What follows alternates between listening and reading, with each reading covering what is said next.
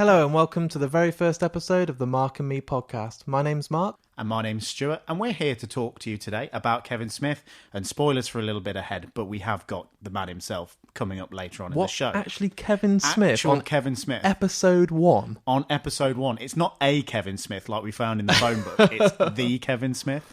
But I think first it's probably important that you kind of find out who we are. I mean, I'm going to guess people who are listening to this as episode 1 may well have found us through each of our respective podcasts. Mark, why don't you tell us about yours? Of course. So I'm from a podcast called Skip to the End. I'm not going to end up plugging this on every episode. Don't worry, we're not going to be those people that just keep talking about this. But it's important that you kind of get an understanding of, where we've come from. Skip to the End is a movies podcast that's fortnightly. It's me and my good friends Gemma and Ben.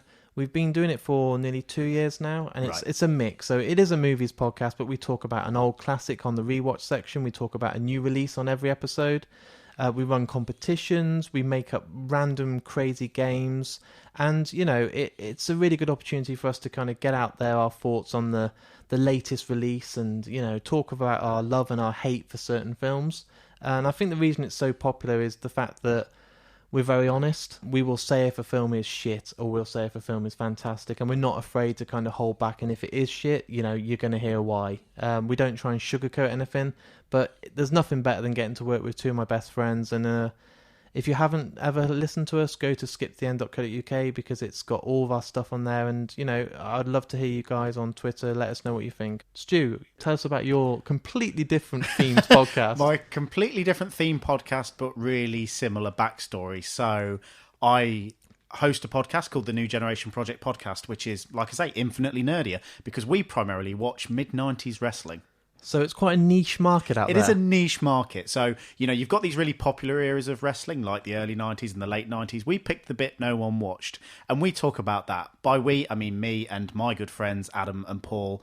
And we've been doing ours for about 3 years now. And I like to think we have a really good rapport with our audience, and we've had some really cool stuff through the podcast and met some cool people. And but this is a new opportunity for me to kind of talk about some different things. This episode is actually called We Need to Talk About Kevin, and I feel it's a really good starting point for us to discuss either our love or our hate for Kevin Smith.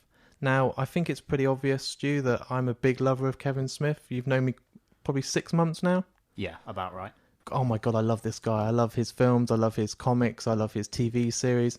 This is new to me, so I want you to tell me if you're a lover of Kevin Smith or, probably most common one, the hater of Kevin Smith. Yeah, I get the feeling these days he's quite a divisive director, and I guess I kind of understand why he is, but Kevin Smith will always be quite important to me for a time and place, the time I discovered him, how I discovered him. So, especially those first 5 movies, mostly the first 3, will always mean quite a lot to me, so there'll always be a special place in my heart for Kevin Smith and his movies. Excellent. So hopefully this should be quite a positive episode for him. Yeah, rather than starting and we just slag off the person that you've spoken to.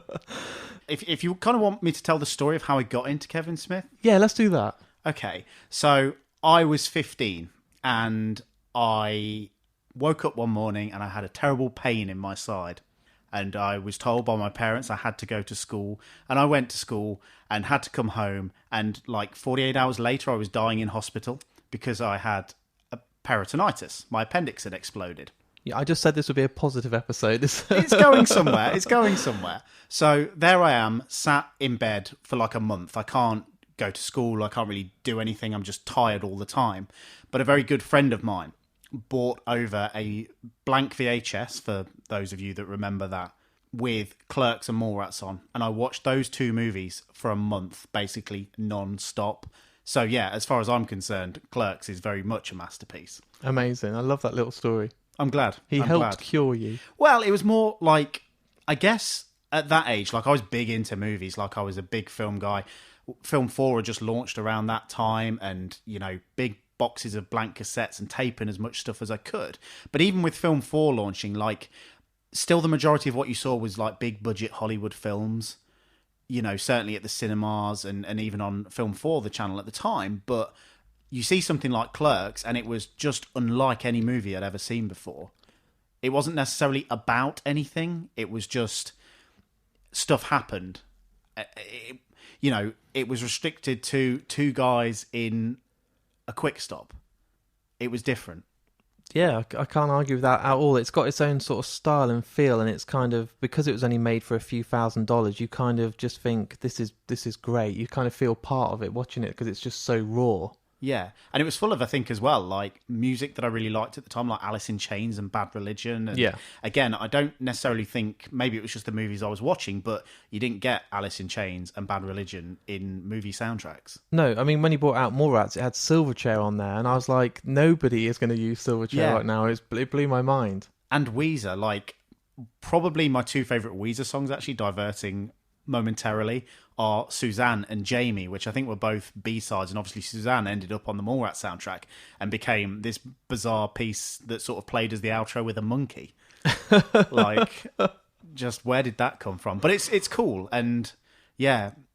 My experience wasn't as painful. I wasn't in hospital or about to you die. You weren't dying. Mine was the fact I had a guy that worked at Blockbuster Video who's an old friend of mine called Craig, and I grew up with him, and he was kind of that movie guru because he worked there.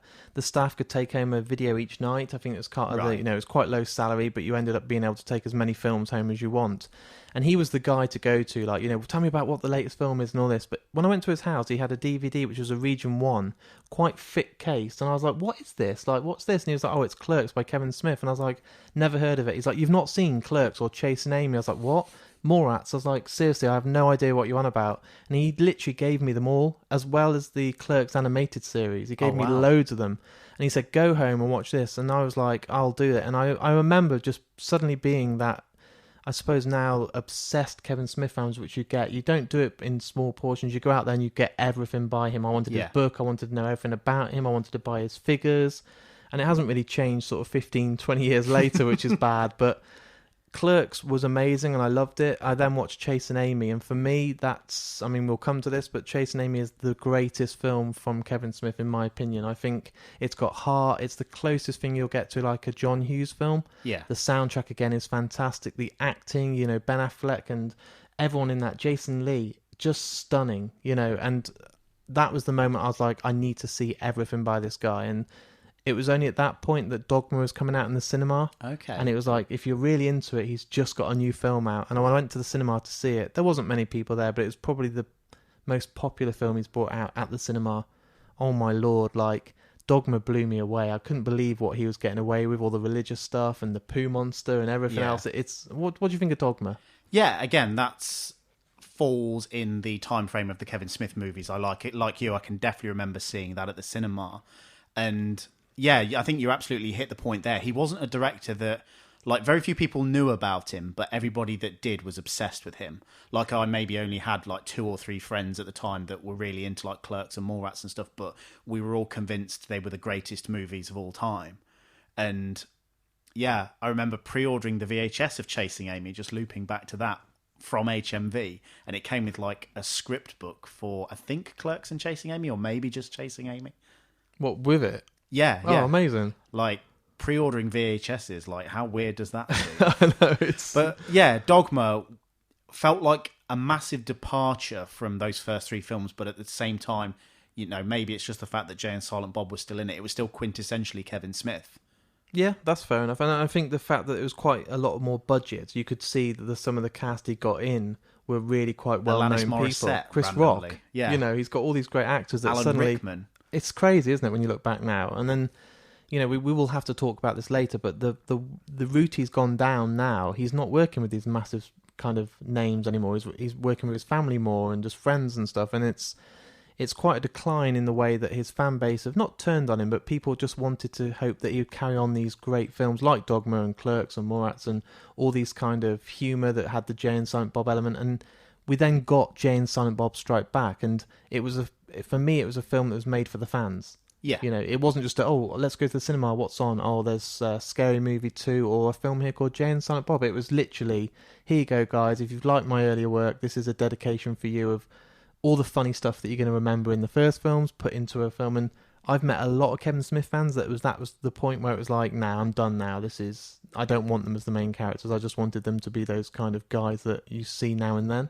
Yeah, I guess I'd go along with that. It did feel like a farewell to kind of the franchise, if you like, because I mean, you have got threads that carry on, certainly through those first 3 films. And, you know, Mallrats and Clerks, I think, happened the day after each other, if you sort of look into the time frames and stuff and hear references and that kind of thing. But I was surprised he brought them back. Yeah. Like For a I whole did think, film as well. Yeah.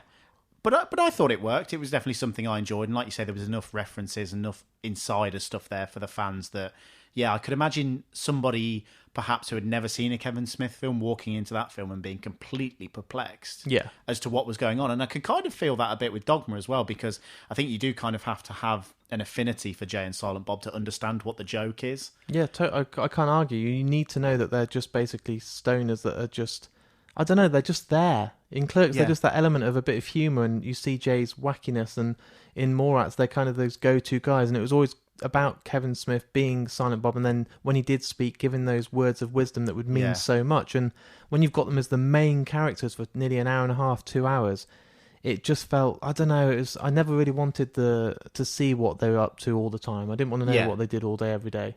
It's like Clerks too. Like, that's, hand on heart, not a film I'm a fan of. And I think people do like that movie generally. And that has talking heads at the start of it, I think, as well. Which, and again, Smashing Pumpkins, big fan of, 1979. I don't know. And I hear rumours of a Clerks 3, and I'm just not interested in that. It's one of those films like Clerks, like everything I kind of need to know about Dante and Randall is kind of in that 90 minutes of black and white filmmaking from the early 90s. Yeah, and the sad fact is, I mean, I did like Clerks too, and I think it was because I was so besotted with everything he was bringing out. It was like, yes, if you can get more Clerks, I want it. Yeah. But it was just that kind of, I know a lot of people that didn't like it, and he was just using a lot of his stand-up jokes into the kind of script, and it was just, you know, oh, we're seen here, let's rip Lord of the Rings about the walking, then we'll, you know, have a bit more dialogue, and then we'll rip the joke about Anakin, and it was very kind of forced, but I liked it. I thought it was good for what it is. I don't want to see a Clerks 3. I've heard a lot of Kevin Smith's Q&As recently, and he has still said he wants to do it, and I wouldn't be surprised if they go down the route of probably Dante having a child. Right. And I can see that they're then responsible, and I don't know, I'm not sure which route he'll go down, but I can see that in the last film you saw him fall in love with somebody else and kind of take that friendship away between two kind of bromance they had. Yeah. And then this Emma girl came in, and in the end he fell for someone else and took her away, and he showed how the friendship will always be there and all this. It's a nice message, but do we really need two guys in their mid-40s now tossing burgers and making jokes about probably Star Trek or I don't know. It's like, I swear I've read something about a Mallrats 2. Well, that's the thing. He's announced now that they didn't go down that route. It's going to be called Mallbrats, and basically it's going to be a TV series. So they're going to do a 10-part or 12-part series because he's got quite a lot to say. But he's already said that he's going to cast his daughter as one of the main roles, as I think Bruce's daughter. Okay, Brody's daughter. Brody's daughter, sorry. Yeah. And I think, like, I don't know. Do I need to see again what these guys are doing at mid-40s that used to hang around the mall? Yeah, it's almost like it'll be a disappointment if, like, Brody Lee has grown up and has, like, a responsible job and a daughter, but at the same time it'll be a disappointment if he's still just a guy playing Sega Mega Drive in his girlfriend's attic or something. Like, yeah, I'm kind of okay with Brody being just this guy from the mid-90s who hung around in a mall and trying to win Shannon Doherty. It's back. A very 90s film. It's a lot like the sort of Clueless films that are out, and all these kind of Empire Records. They had a feel. There's Dazed Confused. There was an era for those films, and we're not suddenly getting Dazed Confused 2 now in all these Empire films. Records too. No, and it's like, just leave it. You know, for me, I just don't want to see it. But I might be proved wrong. But yeah. I'm just not sure nowadays. Let's talk about the most recent work. So then we kind of got stuff like Cop Out, which was only directed by him. I think he didn't have a great experience with Bruce Willis at that time. But after that, we had stuff like Red State, which is completely different. Yeah. And I mean, that doesn't feel like a Kevin Smith film. It feels like someone who's had some ideas of just trying to experiment and try and make a film very different and try and make a sort of like a Tarantino feel film with different shots and try new techniques. And I enjoyed it, but it wasn't a Kevin Smith film for me. It didn't feel like the rest of the stuff. No, if you hadn't told me it was a Kevin Smith film before watching it, I would not have known it was a Kevin Smith film. No, and I mean, we've got a mutual friend called Dave that we're lending the Kevin Smith films to at the moment, and he's coming back to me each day like, I love Clerks 2, I love Mallrats, and it's great to see. Yeah. And he's just got to the point now where I've given Dogma, and he's like, it was hilarious, and I was like, great. I was like, I'm just about to give you a film now that's... Oh, he loved Jay and Silent Bob Strike Back. And I'm like, I'm going to give you a film now called Red State. And I know already he's not going to get it because it's not a fart joke and silly kind of toilet humour. There's no jokes really in it. No, if you find humour in that film, then there might be something wrong with you. We'll update the listeners in a couple of weeks with saying how Dave got on with that. Yeah, we've reported him to the police. He thought Red State was a comedy. But did you like Red State? I mean, I liked the performances. I think it had some good acting performances in there. I thought John Goodman, as always, is fantastic. Well, it's John Goodman, yeah. Yeah, you have Melissa Leo. Yeah, it's not a film I've gone back to. I think I have only seen it the once, and when you compare it to probably the 387 times I've watched Mallrats, that for me tells you kind of how I feel about it. And then obviously most recently we've had newer films. So we've just had Tusk a couple of years ago. Have you got? I haven't seen that actually. So this is the film that really kind of, it sounds bad, but did stick that knife in his career. A lot of people lost a lot of respect because he was smoking a lot of drugs at the time. I think he still is now, and he's making the films that he wants to make. And I respect that. I love the fact that he's not just doing what a studio tells him. He's still doing stuff for TV, so he's done a Flash episode, and I think he's doing Supergirl, so he's still doing the big stuff. Yeah. But he's making films that he wants to make. And Tusk is... For anyone that hasn't seen it, it's about a guy that had an advert up on a sort of Gumtree site about you can come and live with me rent free and all this as long as you wear this suit, which is basically a walrus outfit. But what they didn't tell him is that he would basically cut your legs off and make you trying to become a walrus. Right. And again, I'm saying it and you're looking at me as if I'm mental. And that was the thing. It was like, I'm ripped for even when I mentioned a Kevin Smith film, like, you have seen Tusk, haven't you? It was to the point where I find it hard to defend. Yeah, it sounds that way from the plot. And it sucks, really, because I'm one of his biggest fans, and I sit there and will always wave a flag of his for his early work. Like you said, his first 5 films, I think, are a great run. But I find it hard now to defend him when he's making films that, like, we'll talk about this shortly, but Yoga Hosers is his latest film, and this is the one that's been the worst reviewed film I've seen for a long time. I mean, the internet has gone crazy about it. Like, just saying he's finally releasing Any Old Dribble, and that's not me just saying it. The whole of the kind of press out there, every review is giving it 1. He's even making jokes out of it, like, come and see the worst film ever made and stuff like this, But the funny thing is, I think Mallrats was kind of slated like quite heavily upon its release, and I'm sure if you were to analyse it from a sort of filmmaking perspective, storytelling perspective, cinematic perspective, it's probably not a great film. But I don't know, maybe, like, I loved it. Like, I couldn't get enough of that film. I don't know, again, if it was a time and a place kind of thing. And maybe Yoga Hosers will be that for some people. I'll talk, after we've listened to an interview from Kevin Smith, I'll talk to you a bit more about Yoga Hosers and we can kind of discuss there. But I'd be really intrigued to kind of see what you think. So do you think it's a good time to let the listeners hear our recent interview with the man himself? Well, your recent interview. Yeah, you got to meet him. Go on, let's play it. So, Kevin, I'm going to put you on the spot right now. Your top 3 films that have influenced you of all time. Let me see, man. Like, I always say my top 5 favorite films are Jaws, JFK, Do the Right Thing, A Man for All Seasons, and The Last Temptation of Christ. But honestly, I mean, those are the movies that shaped me into the filmmaker I am today, oddly enough, because when you watch those, you don't go, oh yeah, Clerks. But somehow it all came together, gestalted in that. But I would say more so than those movies, like, those are my favorite movies, but I wouldn't say that those are the ones that kind of did it for me. Like Richard Linklater's Slacker, that's the movie that made me want to be a filmmaker. I saw somebody else, roughly my age, he was older than me, but he was singing his song, which was Slacker, in the middle of Nowheresville, Texas. He wasn't in New York, he wasn't in Los Angeles and shit. So without Slacker, I never do this. So I got to give it up to him. And then I would say probably,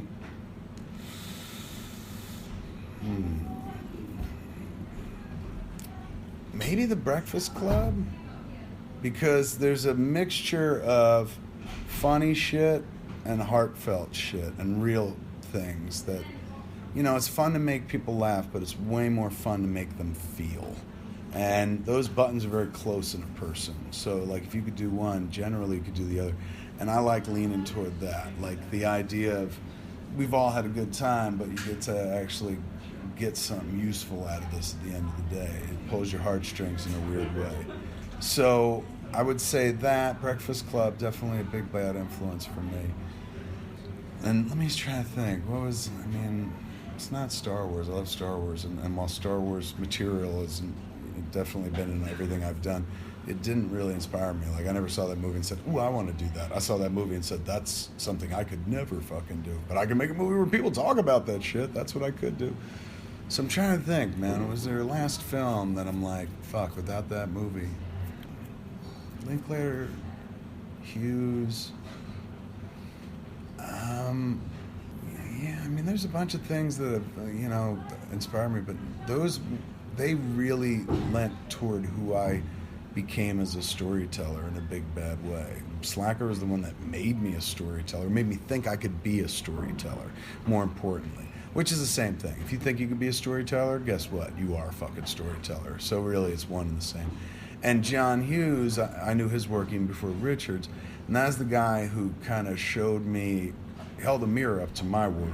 We didn't all act like the John Hughes kids, but that was the closest movies I ever saw came to explaining who I was in my world and stuff like that. Although those kids were all rich. I didn't understand why they had problems. I was like, they all got fucking money. But those two filmmakers probably I owe the most to.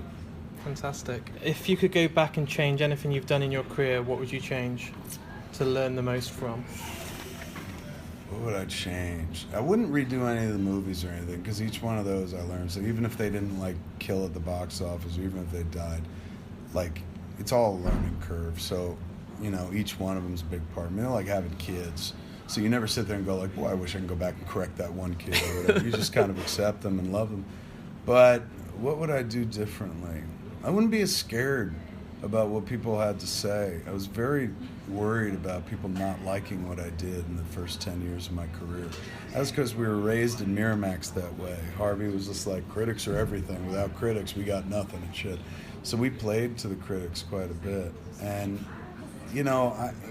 saying people can raise you up can easily put you down by being like, this sucks, or this movie stinks, or he's not doing his job good, or something like that.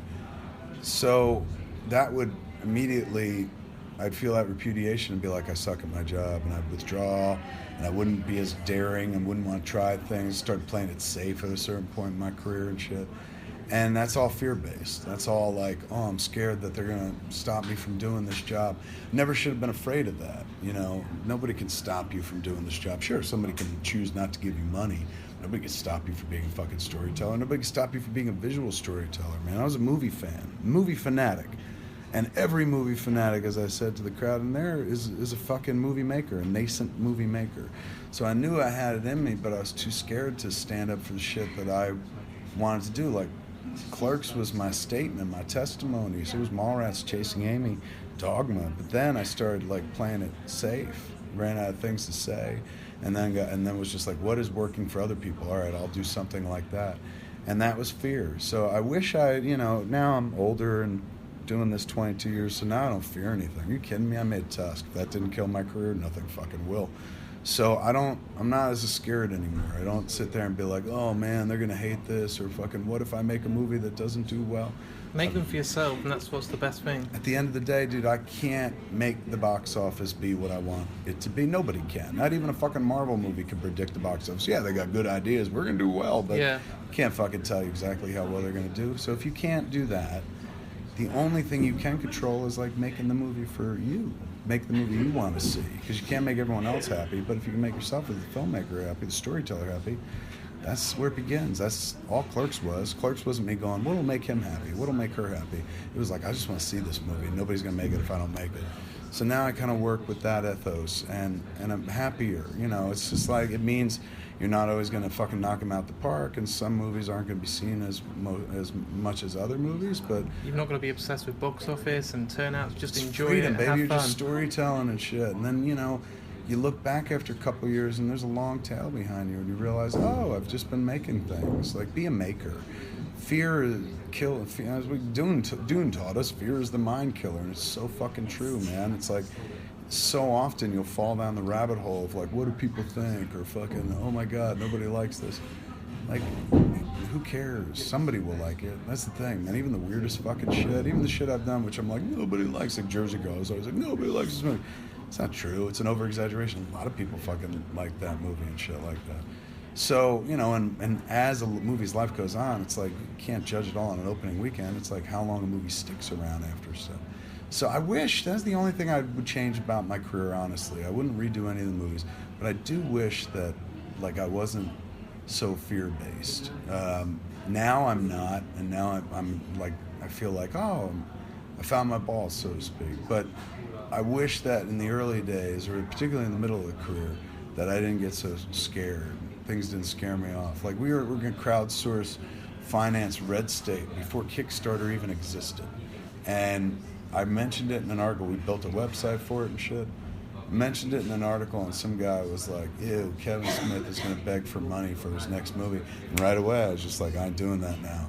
And I should have done it. Like, that was a cool idea, and it was in advance I love of everybody else. taking it on the road. Was it like you were the first to do it, and it was amazing that the fans could pay what they wanted, go and see it, and feel part of it. It was fun. God, that was, and we kept doing it too. We did Red State, then we did Jane and Silent Bob Super Groovy Cartoon Movie. Was kind of the same way, and then a little bit like Yoga Hosers. But that's my favorite part of this. Like, I love the movie going to theaters, and I love it being on home video and stuff. Everybody could see it, but like, I know there's a bunch of people out there who dig what I do, and I know I can fucking take a movie around, show it to them, sit around Q&A with them, and they'll have a good time.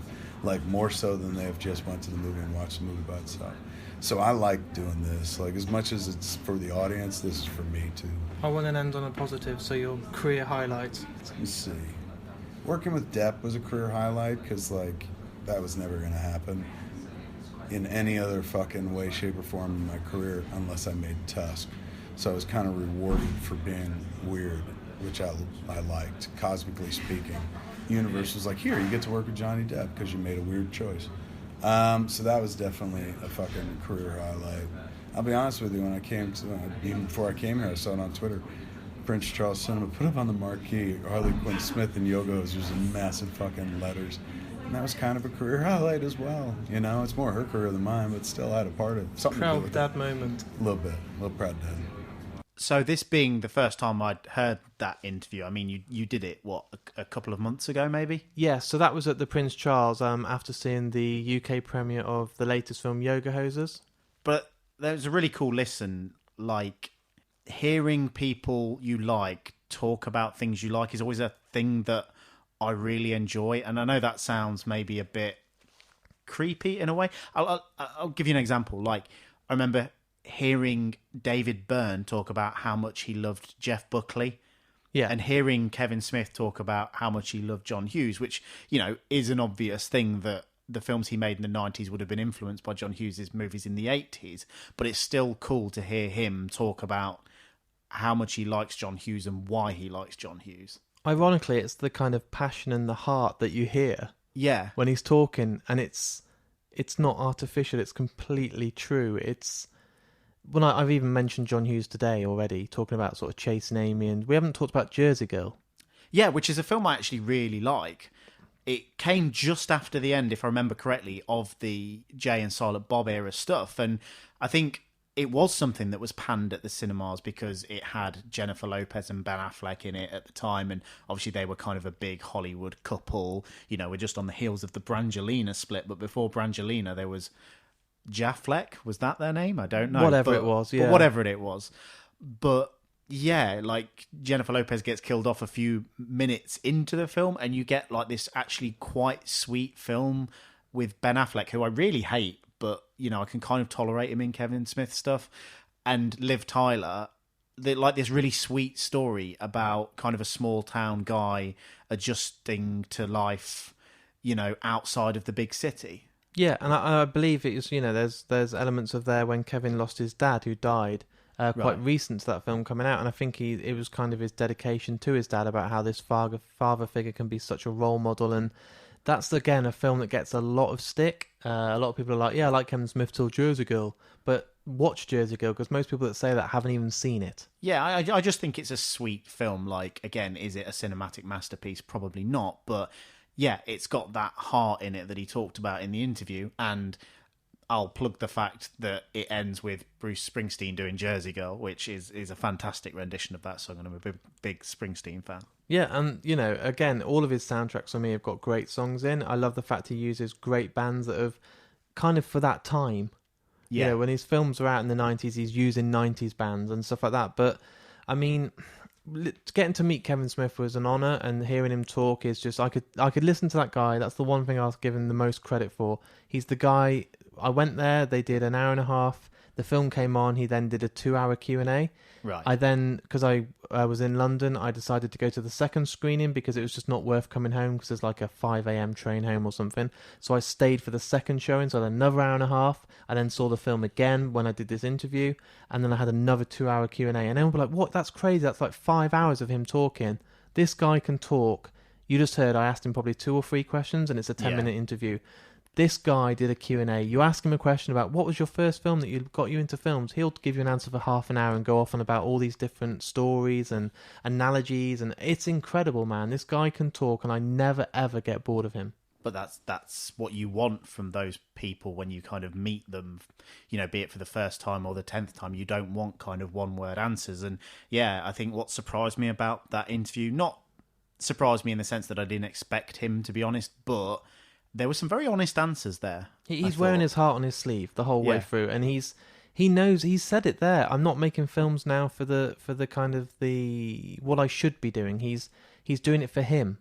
And he said something very similar to you in terms of Tusk. Like, if that didn't kill my career, I don't know what will. And that was something you sort of said earlier on. Yeah, and do you know what's crazy about that? I think the fact that it didn't kill his career, he must be like, well, I'm going to do what the hell I want. And I mean, that now leads nicely to Yoga Hosers. So tell me about Yoga Hosers. So Yoga Hosers, to give you a bit of a snapshot, and I'm not very good at summarising films, but it's about 2 teenage yoga enthusiasts that basically team up against a manhunter.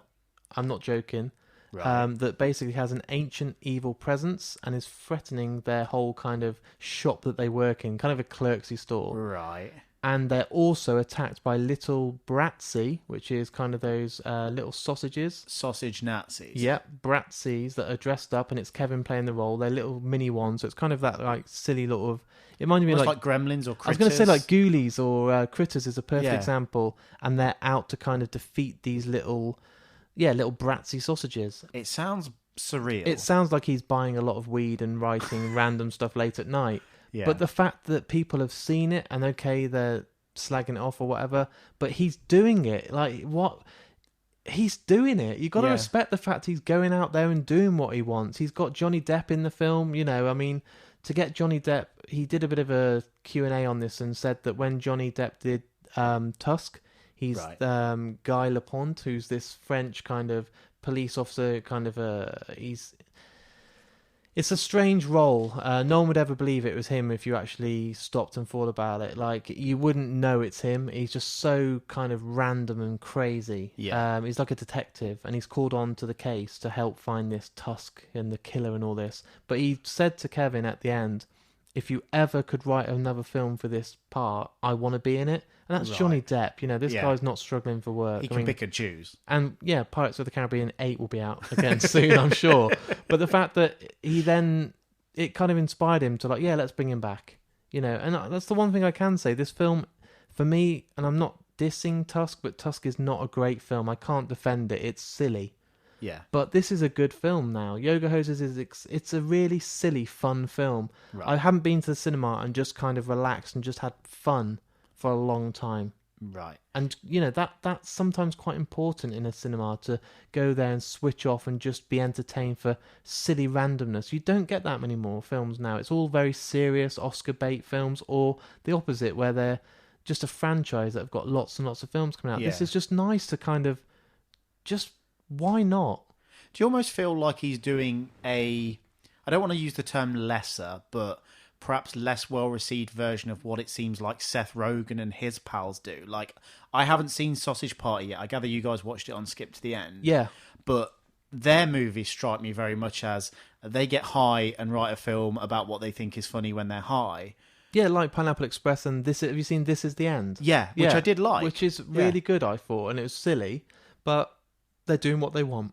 And is that almost in a way refreshing in Hollywood is that there are these sorts of pockets of people who aren't, like you say, making movies as Oscar bait or making movies because it's part of a huge franchise. These guys that, you know, are just able to make the movies they kind of want to make and not worry about whether they get critically panned or make, you know, $500 million.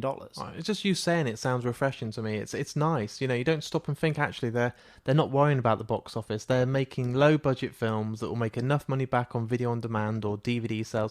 Kevin Smith makes more money from his sales of merch and all the stuff that comes with his films than ever at the box office. You know, there was probably not even 500 people that went to see this film, but you know that everyone will buy the Blu-ray that comes out and the DVD and the T-shirts in his shop of it, or the merch, the vinyl soundtracks, and he knows that he can make enough money back, and as long as he's giving back that accountant the money he borrowed, as long as he's ticking it off and it's like, we're not making a loss here, he can carry on doing this. Have you heard what his next film is? No.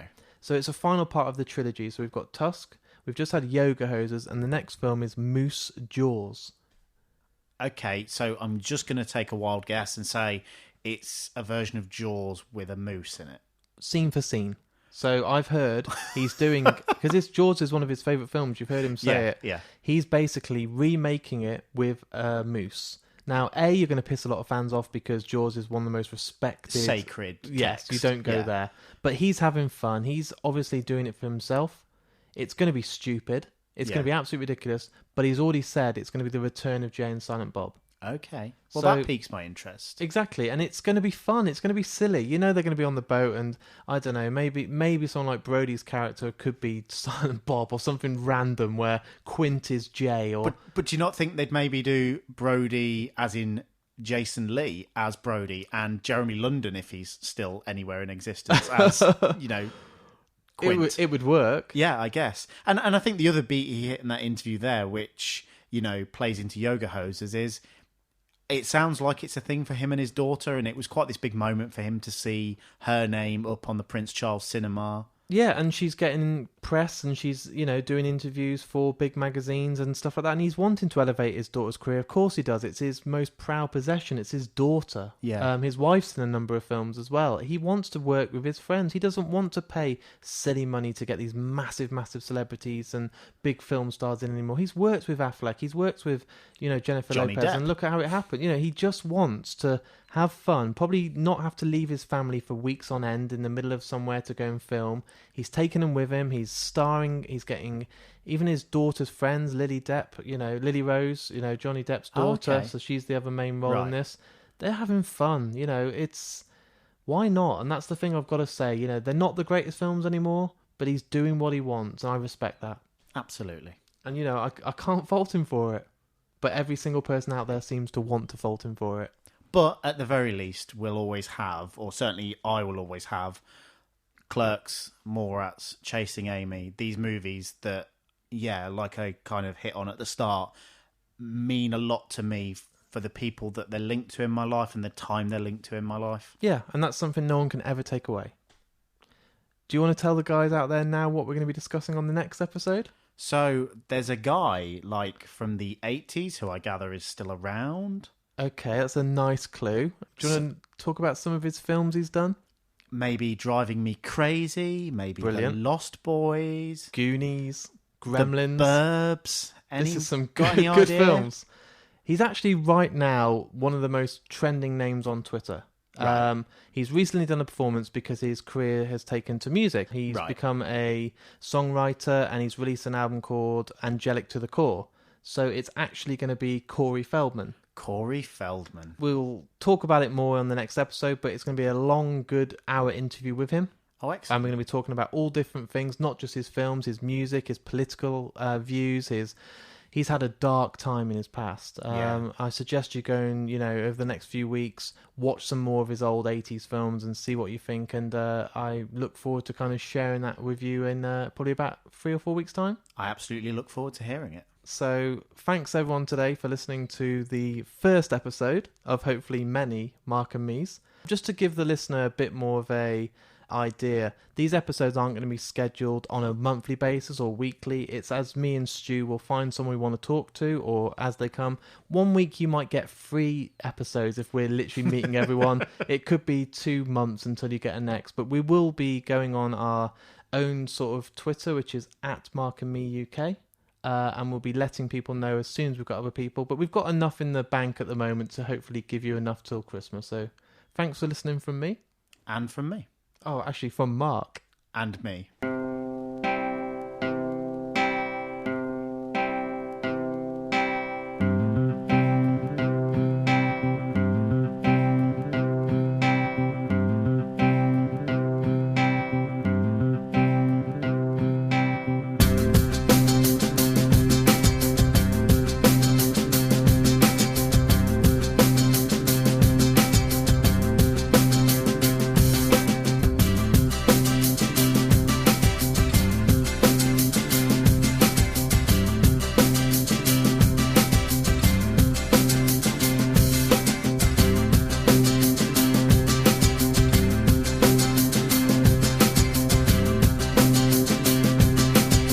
This is